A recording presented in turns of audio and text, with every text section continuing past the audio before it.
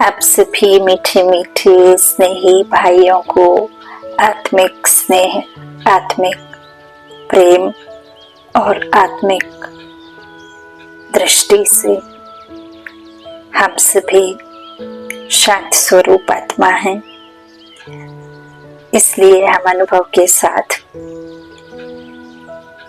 कहेंगे ओम शांति। आज 18 मार्च 2024 के ईश्वरीय महावाक्य हैं। आज के साकार मुरली के सार में मीठे मीठे प्यारे प्यारे शिव बाबा ने कहा, मीठे बच्चे विचार सागर मंथन कर ऐसी टॉपिक निकालो जो सब जगह एक ही टॉपिक पर भाषण चले। यही है तुम्हारी यूनिटी। प्रश्न है, कौन सी मेहनत करते करते तुम बच्चे पास विद ऑनर हो सकते हो? उत्तर में बाबा ने कहा, कर्म बंधन से अतीत बनो। जब किसी से बात करते हो तो आत्मा भाई समझ भाई को देखो। बाप से सुनते हो तो भी बाप को भ्रकुटी में देखो। भाई भाई की दृष्टि से वह स्नेह और संबंध पक्का हो जाएगा। यही मेहनत का काम है। इससे ही पास विद ऑनर बनेंगे। ऊंच पद पाने वाले बच्चे यह पुरुषार्थ अवश्य करेंगे। ओम शांति। मीठे मीठे बच्चों को समझाया गया है, यह है मृत्यु लोक, उसकी भेंट में अमर लोक भी है। भक्ति मार्ग में दिखाते हैं, शंकर ने पार्वती को अमर कथा सुनाई। अब अमर लोक में तो तुम जाते हो, शंकर तो कथा सुनाते नहीं। कथा सुनाने वाला ज्ञान सागर एक ही बाप है। शंकर कोई ज्ञान सागर नहीं जो कथा सुनाएंगे। भक्ति में शंकर और शिव को एक कहा, जबकि शिव तो निराकार है, वो तो देही है, अशरीरी है, जन्म मरण से न्यारा है। और शंकर को देह दिखाई है। शंकर के गले में नागनाथ थे और जटा गंगा की दिखाते, तो फिर वो निराकार और शंकर एक कैसे हो सकता? तो परमात्मा कहते, वो शंकर को कहते कि कैलाशपुरी का वासी पार्वती को सत्य कथा सुनाते, सत्यनारायण की कथा, अमरनाथ की कथा, अमर कथा सुनाते, तीजरे की कथा सुनाते, तो भक्ति में वो गपोड़े हैं। असल में जब मैं आता हूँ तो तुम बच्चों को जो ज्ञान सुनाता हूँ, उस ज्ञान से, उस श्रीमत से, उस धारणा से, तुम्हारे अंदर दैवी गुण आने से तुम स्वर्ग के मालिक बनते हो। तुम्हारी आयु 150 वर्ष की अर्थात गोल्डन एज होती, उसे ही अमर लोक कहते। बाबा कहते, कथा सुनाने वाला ज्ञान सागर एक ही बाप है। शंकर कोई ज्ञान सागर नहीं जो कथा सुनाएंगे। ऐसी ऐसी बातों पर तुम बच्चों को समझाना है। काल पर जीत कैसे पाई जाती है, यह जो नॉलेज है वह अमर बनाती है। इससे आयु बड़ी होती है। वहाँ काल होता नहीं, वहाँ अकाले मृत्यु होती नहीं। किसी भी प्रकार की बीमारी से, कोई एक्सीडेंट से, भूख से, किसी भी प्रकार के रोगों से मरता नहीं। तो उधर किसी का कोई काल होता नहीं जब तक आयु पूरी ना हो। यहाँ तुम 5 विकारों अथवा रावण पर जीत पाने से राम राज्य अथवा अमरलोक के मालिक बनते हो। मृत्यु लोक में है रावण राज्य, अमरलोक में है राम राज्य। बाबा कहते, देवताओं को कभी काल नहीं खाता, वहाँ काल के जमघट होते नहीं। तो यह टॉपिक भी बहुत अच्छी है। मनुष्य काल पर विजय कैसे चक्र सकते, काल पर विजय कैसे चक्र सकते हैं, यह सारी ज्ञान की बातें हैं। भारत अमरलोक था, कितनी बड़ी आयु थी, सर्प का मिसाल भी सतयुग के लिए है। एक खाल छोड़ दूसरी लेते हैं। यहाँ परमात्मा ने इस शरीर को खाल कहा, जो सतयुग में एक छोड़ दूसरी ले लेते हैं। पुराना शरीर छोड़ नया बच्चे का ले लेते हैं। उन्हें आभास हो जाता है कि अब इसकी आयु पूरी हो गई शरीर की, तो आत्मा को साक्षात्कार होता और वह शरीर छोड़ दूसरा बच्चे का ले लेते, नया कपड़ा पहन लेते। एक खाल छोड़ दूसरी लेते हैं। यहाँ सांप का भी बाबा कहते बताया। इसको कहा जाता है बेहद का वैराग्य। जानते हैं सारी दुनिया का विनाश होने वाला है। यह पुराना शरीर भी छोड़ना है। यह 84 जन्मों की पुरानी खाल है। अमरलोक में ऐसे नहीं होता। वहाँ फिर समझते हैं अब शरीर बड़ा जड़ीभूत हो गया है, इसे छोड़ नया शरीर लेंगे। फिर साक्षात्कार भी होता है। समझ को ही साक्षात्कार कहा जाता है। हमारी अब नई खाल तैयार हुई है, पुरानी को अब छोड़ना है। वहाँ भी ऐसे ही होता है। उनको कहा ही जाता है अमरलोक, जहाँ काल आता नहीं, बिन बुलाए, है ना। आप ही समय पर शरीर छोड़ देते हैं। कछुए का मिसाल भी यहाँ का है। काम करके फिर अंतर्मुखी हो जाता है। इस समय की मिसाल फिर भक्ति मार्ग में क्यों भी करते हैं, परंतु सिर्फ कहने मात्र, समझते कुछ भी नहीं। अभी तुम तो समझते हो, राखी उत्सव, दशहरा, दीपमाला, होली, कृष्ण जन्माष्टमी, रामनवमी, है ना, सब कुछ जानते हो। तो होली आदि सब इस समय के हैं जो भक्ति मार्ग में चले हैं। तो यह बातें सतयुग में होती नहीं। होली माना मैं आत्मा परमात्मा की होली। होली माना अब बीत गए, अब क्या। होली माना जो हो गया उससे क्या सोचना। होली का दहन होता है, तो होली का दहन में योग अग्नि से आपके जो विकार हैं वो जलते हैं। आत्मा विनाशी नहीं जलती है ना। ऐसे ही दिखाते हैं ना कि उसको शिव का भक्त जो था, तो उसकी बुआ उसको गोद में लेकर के बैठी, तो हिरण्यकश्यप ने उसके पुत्र को, चूंकि शिव भक्त था और हिरण्यकश्यप अपने आप को भगवान मानते थे और उसका पुत्र यह बात स्वीकार नहीं करता था, इसलिए वो शिव भक्त होने के नाते उससे जेलसी फील होती और उसको अपनी ही बहन के साथ बिठाया कि अग्नि में जलाया होली के दिन, ऐसा कहते। जबकि परमपिता परमात्मा कहते हैं मेरी योग अग्नि में तुम्हारे जो आत्मा के विकार हैं वो इस अग्नि में दग्ध होते और आत्मा अविनाशी जिसका पाठ है वो बच जाती। तो यह अचल अटल स्थिति वालों के साथ में ही होगा। अंगद का भी दिखाया है कि कैसे किसी भी अहंकारी व्यक्ति का अहंकार उसके दृढ़ निश्चय को हिला नहीं पाया। तो यह सब बातें बाबा हमें यथार्थ समझाते। बाबा कहते यह सब भक्ति मार्ग में चला आ रहा है, तो भक्ति मार्ग में चले हैं तो यह बातें सतयुग में होती नहीं। यह ऐसी टॉपिक लिखो, मनुष्य काल पर जीत कैसे पहन सकते हैं, मृत्यु लोक से अमर लोक में कैसे जा सकते हैं। बाबा कहते ऐसी बातों पर समझाने के लिए पहले लिखना पड़ता है।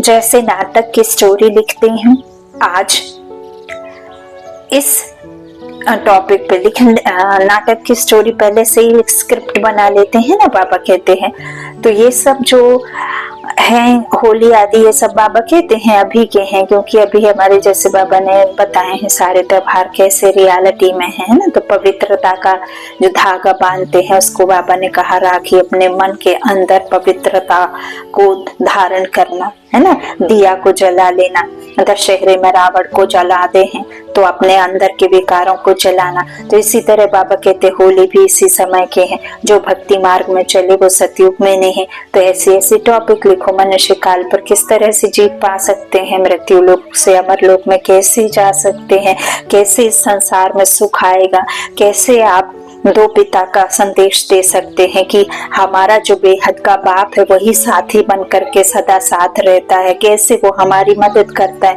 कैसे मुक्ति जीवन मुक्तिदाता आकर मुक्ति के लिए हमें बढ़ा रहे हैं, रास्ता दिखा रहे हैं, श्रीमत दे रहे। तो ऐसी बातों पर समझाने के लिए बाबा कहते पहले लिखना पड़ता है। जैसे नाटक की स्टोरी लिखते हैं, आज फलाना नाटक है, तुम्हारी भी पॉइंट की लिस्ट है, वो आज इस टॉपिक पर समझाया जाएगा। रावण राज्य से देवी राज्य में कैसे जा सकते हैं, समझाने तो भले की है, परंतु भिन्न भिन्न टॉपिक सुनने से खुशी होगी कि बेहद के बाप से बेहद का वर्षा कैसे मिलता है। जैसे सन्यासियों का अखबार में पढ़ता है, आज 125वां यज्ञ रचा है, उसमें यह सुनाई कि यहाँ तो बाप कहते हैं मैं एक ही बार यज्ञ रचता हूँ जिसमें सारी पुरानी दुनिया स्वाहा हो जाती है। वह तो बहुत यज्ञ रचते हैं, जुलूस आदि करते हैं।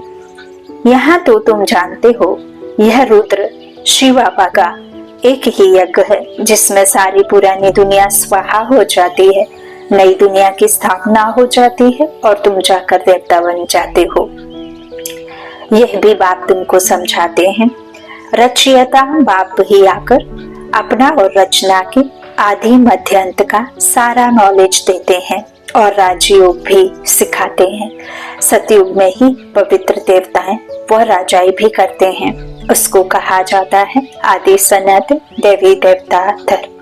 बाबा कहते यह भी टॉपिक रख सकते हो कि आदि सनातन सतयुगी देवी देवता धर्म की स्थापना कैसे हो रही है, विश्व में शांति कैसे स्थापन होती है, आकर समझो। परम पिता परमात्मा के सिवाय विश्व में शांति स्थापन करने की राय और कोई दे नहीं सकते। राय देने वाले को भी प्राइस मिलती है, विश्व में शांति स्थापन करने की प्राइस कैसे और कौन देते हैं, यह भी टॉपिक है। ऐसे विचार सागर मंथन कर टॉपिक निकालनी चाहिए। ऐसा प्रबंध हो जो सब जगह एक ही टॉपिक हो, सबका कनेक्शन रहेगा। ऐसी लिस्ट बनाकर पहले इशारा देना चाहिए, फिर समाचार दिल्ली में आना चाहिए, सबको मालूम पड़ जाए कि सब जगह ऐसा भाषण चला। इसको कहा जाता है यूनिटी। बाबा कहते सारी दुनिया में डिसयूनिटी है। राम राज्य का गायन है, शेर गऊ इकट्ठा जल पीते हैं, त्रेता में ऐसा गायन है, तो सतयुग में क्या नहीं होगा। बाकी शास्त्रों में तो अनेक कथाएं लिख दी हैं। तुम तो बाप से एक ही कथा सुनते हो, दुनिया में ढेर कथाएं बनाते रहते हैं। द्वापर से लेकर कलयुग तक जो भी शास्त्र आदि चलते हैं वह तो वहां तो वह होते रहे, भक्ति मार्ग की सब बातें पूरी हो जाती हैं। यहाँ तुम जो कुछ भी देखते हो वह सब है इविल। उनको देखते हुए ना देखो, सुनते हुए ना सुनो। अब जो बाप समझाते हैं वही बुद्धि में रखो। हम संगम योगी ब्राह्मण कितने ऊंचे हैं, देवताओं से भी ऊंचे। इस समय हम ईश्वरीय औलाद हैं, धीरे धीरे वृद्धि को पाते रहते हैं। इतनी सहज बात भी किसकी बुद्धि में नहीं आती है। हम ईश्वरीय संतान हैं तो जरूर स्वर्ग के मालिक होने चाहिए, क्योंकि वह बाप स्वर्ग की स्थापना करते हैं। करोड़ों वर्ष कह देने कारण कोई बात याद नहीं रहती है। बाप आकर याद दिलाते हैं यह तो 5000 वर्ष की बात है, तुम देवी देवता थे, अब फिर तुमको वही बनाते हैं और मैं आया ही बनाने के लिए हूँ। तो सम्मुख सुनने से कितनी खुशी और रिफ्रेशमेंट आ जाती है। बच्चे जो सयाने हैं, समझू हैं, उनकी बुद्धि में आता है हमको बाप से वर्षा तो जरूर लेना है। बाप नई दुनिया रचते हैं तो जरूर हम भी नई दुनिया में होने चाहिए। एक बाप के तो सब बच्चे हैं, सबका धर्म, सबके रहने का स्थान, आना जाना सब भिन्न भिन्न प्रकार का है। कैसे जाकर मूल वतन में निवास करते हैं यह भी बुद्धि में है। बाबा ने हमें बताया ना किस तरह से क्या अलग अलग अपने अपने सेक्शन की अपने अपने धर्म की बैठी रहती हैं। कोई किसी का कुछ भी, कोई हल्ला गुल्ला शोर शराबा, तो वहाँ कर्म तो है नहीं ना। धर्म कर्म बोली भाषा सबसे परे है ना, वो परे ते परे रहने वाली आत्माओं की दुनिया। तो बाबा कहते सबका धर्म, सबके रहने का स्थान, आना जाना सब भिन्न भिन्न प्रकार का है। कैसे जाकर मूल वतन में निवास करते हैं यह भी बुद्धि में है। मूल वतन में सिजरा है, सूक्ष्म वतन में सिजरा नहीं दिखा सकते। वहां जो कुछ दिखाते हैं वह सब है साक्षात्कार की बातें, यह सब ड्रामा में नूंद है। फिर सूक्ष्म वतन में भी जाते हैं, वहां मूवी चलती है। बाबा क्या कहते हैं, मूवी टॉकी नीचे है ना। तो बाबा कहते हैं फिर सूक्ष्म वतन में भी जाते, वहां मूवी चलती, सिर्फ देखना, बोलना चालना, कर्म करना नहीं। तो बीच में मूवी का भी ड्रामा बनाया था, फिर टॉकी बना है नीचे। बाबा कहते जब तक शरीर नहीं लोगे तब तक टॉकी कैसे बनोगे, कर्म में कैसे आओगे, मुक्त तो चाहिए ना। तो सूक्ष्म वतन में तो सिर्फ देखना है, तो साइलेंस का तो ड्रामा बन ना सके। बच्चे जानते हैं हम साइलेंस में कैसे रहते हैं, जैसे वहां आत्माओं का सिसरा है वैसे यहाँ मनुष्यों का है। तो ऐसी ऐसी बातें बुद्धि में रख तुम भाषण कर सकते हो। फिर भी पढ़ाई में टाइम लगता है, करके यह भी समझ जाएं, परंतु याद की यात्रा कहाँ, जिससे धारणा और खुशी। अभी तुम यथार्थ रीति योग सीख रहे हो, बच्चों को समझाया है, सबको भाई भाई देखो। आत्मा का तख्त तो यह है, वृक्ष के बीच विराजमान है ना। तो इसलिए भागीरथ बाबा का सिंहासन भी मशहूर है। भगवान का रथ, भगवान को जिसमें आना है उसे ही तो भागीरथ कहेंगे, है ना। भगवान आए उसमें, उस रथ को भगवान का भागीरथ कह दिया। तो बाबा कहते जब किसी को समझाते हो तो भी ऐसे समझो, हम भाइयों को समझाते हैं, यही दृष्टि रहे, इसमें ही भारी मेहनत है, मेहनत से ही उच्च पद मिलता है। बाप भी ऐसे देखेंगे, बाप की नजर भी प्रकृति के बीच में जाएगी। आत्मा तो छोटी बिंदी है, सुनती भी वही है। तुम बाप को भी प्रकृति के बीच में देखेंगे। बाबा भी यहाँ है तो भाई ब्रह्मा की आत्मा भी यहाँ है। ऐसी बुद्धि में रहने से तुम भी जैसे ज्ञान सागर के बच्चे ज्ञान सागर बन जाते हो। जो बाबा के पास ज्ञान है वो हमें मिला, और हमें मिला तो हमने दूसरों को ज्ञान देना शुरू किया। तो बाबा कहते हैं तुम मास्टर ज्ञान सागर बन गए, क्योंकि मैंने तुम्हें दिया, तुमने धारण किया लिया, तो तुम्हारे लिए तो बहुत सहज है। गृहस्थ व्यवहार में रहने वालों के लिए यह अवस्था जरा मुश्किल है।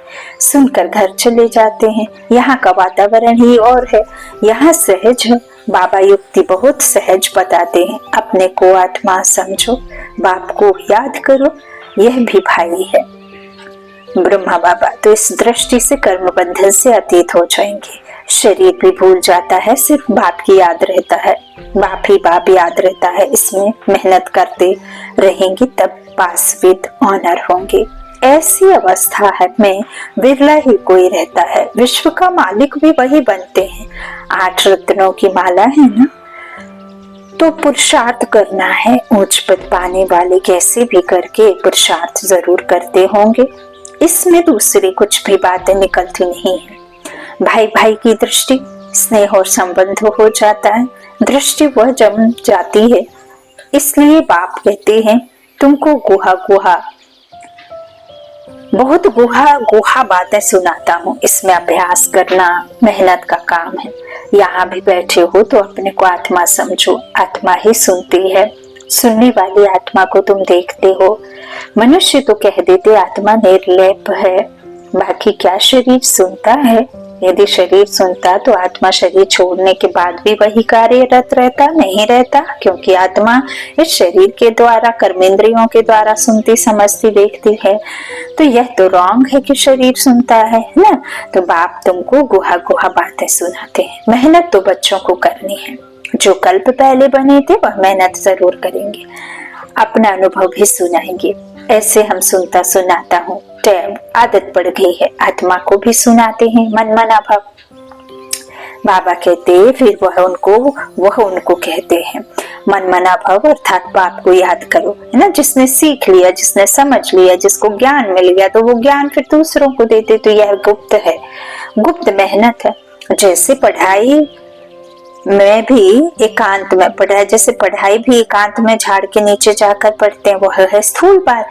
यह तो प्रैक्टिस करने की बात है। दिन प्रतिदिन तुम्हारी यह प्रैक्टिस बढ़ती जाएगी। तुम नई नई बातें सुनते हो, है ना, सुनते हो ना, जो तुम अभी सुनते हो वह फिर नए नए आकर सुनेंगे। कोई कहते हैं हम देरी से आए हैं, अरे तुम तो और ही फर्स्ट क्लास गुहा गुहा बातें सुनते हो, जो पुरुषार्थ करने से ही उच्च पद मिलता है। और ही अच्छा, माया तो पिछाड़ी तक छोड़ती नहीं है। माया की लड़ाई चलती रहेगी जब तक तुम जीत पहनोगे। बाबा कहते हैं फिर अनायास ही तुम चले जाएंगे। जो जितना याद करेंगे समझेंगे। हम जाते हैं बाप के पास, शरीर छोड़ देते हैं। बाबा ने देखा है ऐसे ब्रह्म लीन होने का लक्ष्य रखने वाले जब शरीर छोड़ते हैं तो सन्नाटा हो जाता है। बाकी मोक्ष तो कोई पाता ही नहीं है। अब जिसका शरीर छूटता है ना, बाबा कहते हैं, तो बस साइलेंस हो जाएगा वो एरिया थोड़े समय के लिए। लेकिन जो आत्मा ने शरीर छोड़ा है, जिसका वो शरीर है, वो आत्मा चली जाएगी मोक्ष में, तो ये तो असंभव है। बाबा कहते हैं सन्नाटा हो जाता है, लेकिन ऐसा नहीं है कि वो मोक्ष में चला जाएगा, मोक्ष की प्राप्ति होगी, नहीं ना, वापस ही जाते हैं। यही इसी धरा पर, इसी नरक में, इसी मृत्यु लोक में, जब तक उसके हिसाब किताब, जब तक उसके पुराने विकर्मों का, पापों का, जितना भी जो कुछ उसने किया, जिन जिन के साथ जिस जिस समय जिस जिस तरह से, उसी तरह से उसके या तो योग से या तो भोग से वो जरूर हिसाब किताब पूरी करनी ही है, तभी फिर वापस जा सकते। वो भी कल्प के इस जो संगम युग चल रहा है, तो इस समय बाबा कहते हैं अब जाना शुरू होता है। वो भी अभी बाबा कहते हैं अभी समय थोड़ा बाकी है, थोड़ा है ना, अब आया कि कब।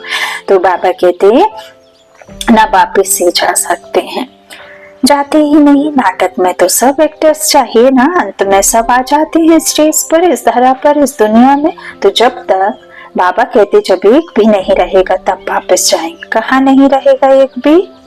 जब परम धाम खाली होता है, परम धाम से सारी आत्माएं इस ड्रामा के मंच पर आ जाती हैं, तब फिर जाना शुरू होता है। तो बाबा कहते हैं जो भी मनुष्य मात्र हैं सब चले जाएंगे, बाकी थोड़े बचेंगे, वह कहेंगे सबको सी ऑफ किया।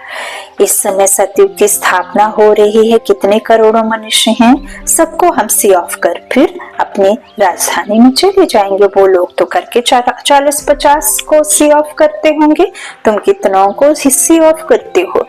सभी आत्माएं मच्छरों सदृश चले जाएंगे शांति धाम। तुम आए हो साथ ले जाने और सबको भेजने के लिए। तुम्हारी बातें वंडरफुल हैं, इतने करोड़ों मनुष्य जाएंगे, उनको सी ऑफ करेंगे। है इतनी हिम्मत? जुटा पाओगे इतना? परिवार के परिवार, पूरा एक एक गांव उठेगा तब एक साथ जाएगा, ऐसे ऐसे अकाल में, ऐसे सुनामी, ऐसे सब आएगा तब जाएंगे। तो आप में इतना है दम कि उनको जाते हुए देख पाए, है ना? तो कितना आत्मबल चाहिए, तब तो आप उनको सी ऑफ कर पाओगे। तो बाबा कहते तुम आए हो साथ ले जाने, सबको भेजने के लिए। कितनी वंडरफुल बात है, इतने करोड़ों मनुष्य जाएंगे, उनको सी ऑफ करेंगे, सब वापस मूल वतन में चले जाएंगे। यह भी तुम्हारी बुद्धि ही काम करती है। धीरे धीरे सिलसिला बड़ा हो जाएगा, फिर रुद्रमाला रुद्रमाला बन जाएगी। यह बात तुम्हारी बुद्धि में है कि रुद्रमाला रुद्रमाला कैसे बनती है। तुम्हारे में भी जो विशाल बुद्धि है वही इस बात को समझ सकते हैं। अनेक प्रकार से बाप समझाते रहते हैं यह ज्ञान की याद करने के लिए। हम रुद्रमाला में जाकर रुद्रमाला में आएंगे, रुद्रमाला पहले फिर रुद्रमाला, तो फिर नंबर 12 आते रहेंगे, फिर बड़ी रुद्रमाला बनती है। बाबा कहते हैं इस ज्ञान को कोई भी नहीं जानते हैं, शुरू से लेकर इस ज्ञान को कोई नहीं जानते, कोई जानते नहीं और ना जान पाएंगे, क्योंकि जब तक मैं ना आऊं, बाबा कहते तब तक फिर जाने जाना नहार के सिवा कौन जान पाएगा। तुम संगम युगी ब्राह्मण ही जानते हो। इस संगम युग को याद करो तो सारी नॉलेज बुद्धि में आ जाएगी। तुम हो लाइट हाउस, सबको ठिकाने पर लगाने वाले। तुम कैसे अच्छे लाइट हाउस बनते हो? ऐसी कोई बात नहीं जो तुमसे लागू ना होती हो। तुम सर्जन भी हो, सराफ भी हो, धोबी भी हो, सभी खूबियां विशेषताएं तुम्हारे में आ जाती हैं, महिमा तुम्हारी भी हो जाती है। परंतु नंबरवार पुरुषार्थानुसार जैसे जैसे कर्तव्य करते हो ऐसा ऐसा गायन होता है। बाप तो डायरेक्शन देते हैं, उस पर विचार करना, सेमिनार करना तुम बच्चों का काम है। बाबा कोई मना नहीं करते। अच्छा, बहुत सुनाने से क्या फायदा। बाप कहते हैं मनमना भव। बाबा कहते हैं पॉइंट्स बहुत बन लिए, बहुत बना लिए, बहुत सुन लिए, सुना लिया, मुरली बहुत पढ़ ली, बहुत पढ़ा लिया, सुन लिया, सुना दिया। इसका मतलब ये नहीं कि पढ़ाई छोड़ देना है। बाबा का कहने का है कि अब पॉइंट बन, पॉइंट रखकर पॉइंट को याद करना है। समझा क्या करना है? बिंदु बन, बिंदु ड्रामा को रखते जाना है और बिंदु बाप को याद करना है। मन मना भव, मामे कम याद कर, है ना, मामे कम और मन मना भव। बाकी फायदा कुछ नहीं सुनाने से। बाप कहते मन मना भव। बाबा तुम्हें कितना तरावती माल खिलाती है। अच्छा, मीठी मीठी सीखी लादे बच्चों प्रति माता पिता बाप दादा का याद प्यार और गुड मॉर्निंग। रूहानी बाप के रूहानी बच्चों को नमस्ते। हम रूहानी बच्चों की रूहानी माता पिता बाप दादा को याद प्यार और गुड मॉर्निंग। धारणा के लिए मुख्य सार। पहला बाबा ने कहा सदा नशा रहे कि हम संगम युगी ब्राह्मण देवताओं से भी ऊंचे हैं, क्योंकि अभी हम ईश्वरीय औलाद हैं, हम मास्टर ज्ञान सागर हैं। सभी खूबियां इस समय हमारे में भर रही हैं।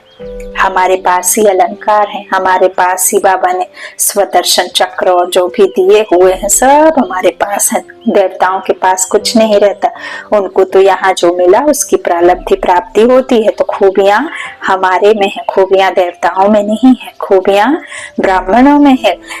खूबियां नहीं, सबसे ऊंच ब्राह्मण इसीलिए क्योंकि यहाँ ईश्वरीय गोद में जो है, जो बाबा ने कहा दूसरा जो बाप समझाते हैं वही बुद्धि में रखना है। बाकी कुछ भी सुनते हुए ना सुनो, देखते हुए ना देखो। Hear no evil, see no evil.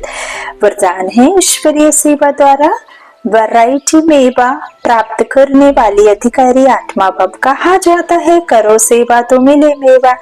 ईश्वरीय ज्ञान देना ही ईश्वरीय सेवा है। जो यह सेवा करते हैं उन्हें अतीन्द्रिय सुख का, शक्तियों का, खुशी का वैरायटी मेवा मिलता है। आम ब्राह्मण ही इसके अधिकारी हो, क्योंकि आपका काम ही है ईश्वरीय पढ़ाई पढ़ना और पढ़ाना, जिससे ईश्वर के बन जाएं। तो ऐसी ईश्वरीय सेवा करने से ईश्वरीय फल के अधिकारी बन गए। इसी नशे में रहो। स्लोगन बाप के साथ रहकर कर्म करो तो डबल लाइट रहेंगे। बाप के साथ रहकर कर्म करो तो डबल लाइट रहेंगे। अच्छा, ओम शांति, ओम शांति।